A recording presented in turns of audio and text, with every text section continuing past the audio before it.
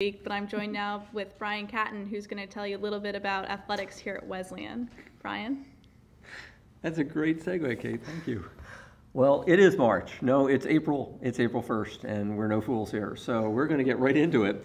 I was a little remiss in not recounting the activity of wrestling during their competition at the NCAAs a couple of weeks ago in my kind of welcome back, and here's what we missed. So just talking about the three Wesleyan athletes who attended nationals in wrestling: Howard Tabachnik at 149 pounds, Jefferson Ajayi at 184, and Josh Rumatua at 197. Unfortunately for Wesleyan fans, none returned with even a victory under their belt, but good competition nonetheless. And Howard Tabachnik went up against the 4 seed, lost 3-1, and then lost at a 13-11 decision in overtime to a kid who then later upset the number 3 seed and finished 7th himself. So Howard was right on the edge of All-American status. It's a shame, as a senior, that he didn't pull that out. Rumatua, as the freshman, lost 2 5-point decisions to 2 individuals that went on to be All-Americans. So that's just a great start for a freshman. In her first year, nationals, good competition, and good results. And Jefferson Ajayi lost a close decision to the number 2 seed, losing by 5 points, and then got pinned by an NYU guy to eliminate him. But still, 3 representatives in the NCAAs, another good conclusion to another great wrestling campaign. So now, on to the spring again. We're going to start with baseball. They went 2-1 against Hamilton in their first home contests, also first NESCAC West activity. They won the first game behind the pitching of Nick Cooney. Great job going 7 innings, giving up just 6 hits and 1 run, 8 strikeouts, so a great job for the sophomore there. Then they split a doubleheader the next day. Slugfest 10-6 win in the opener, the 7-inning game, and then tried to come back from a 7-1 deficit and fell 7-6 to Hamilton. But it's the 13th straight time that Wesleyan baseball has beaten Hamilton in a series in NESCAC play. So 33-6 all time during those 13 series. So Wesleyan quite dominant and would like to have gotten the 3rd game, but they didn't. Softball did. Softball came through with 3 wins against Hamilton, and we have another NESCAC Player of the Week, this time a Pitcher of the Week, as Sue Pardo came through. She pitched 15 out of 21 innings in the 3 games against Hamilton, gave up just 2 runs, 1 on a home run, 1 on back-to-back doubles in the last inning she pitched, but Cardinals still came away with a 3-2 victory in that after winning the first games of the doubleheader, 7-2 and 7-3 the day before. The schedule kind of got mixed up because Hamilton's field was unplayable. They moved the games to Middletown, and Wesleyan played as the visitor, which confused people on the scoreboard, but Wesleyan's still victorious in all 3. We know that for a fact.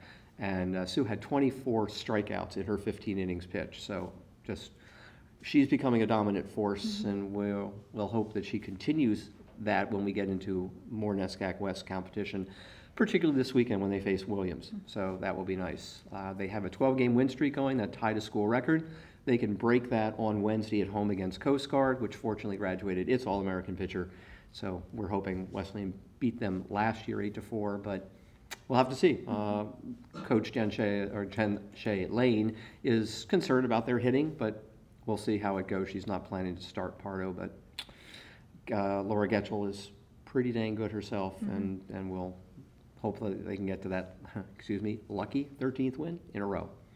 Moving on to crew. Both crews defeated Coast Guard in their most recent activity down on the Thames River in New London.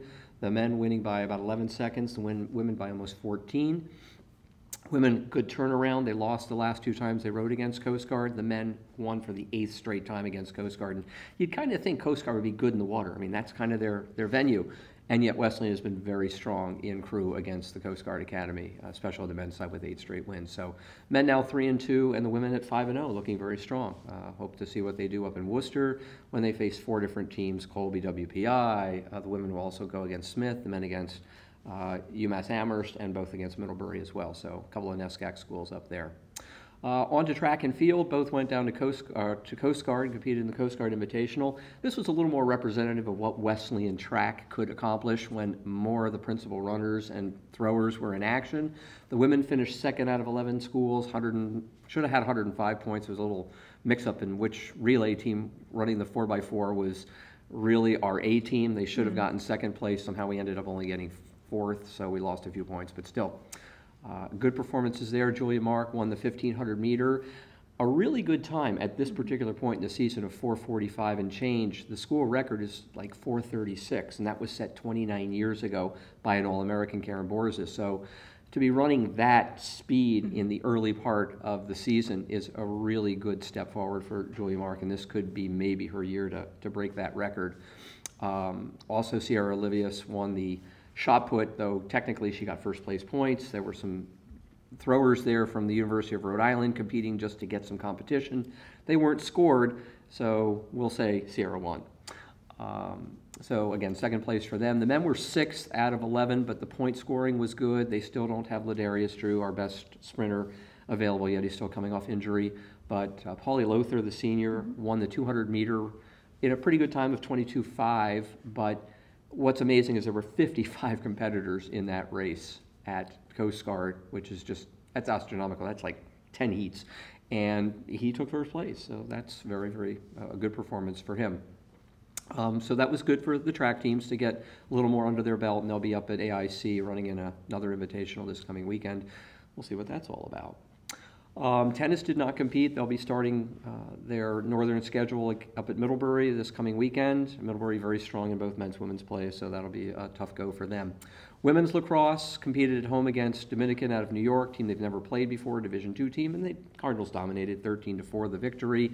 11 different goal scorers, 13 different people contributing to the scoring, and that's the kind of balance that they were looking for. They took their act to Babson the next competition on Saturday, lost to Babson 14-9, got 4 goals from Kayla Ellman as the leading scorer. She's closing in on that 100th point. I think she's up to about 94.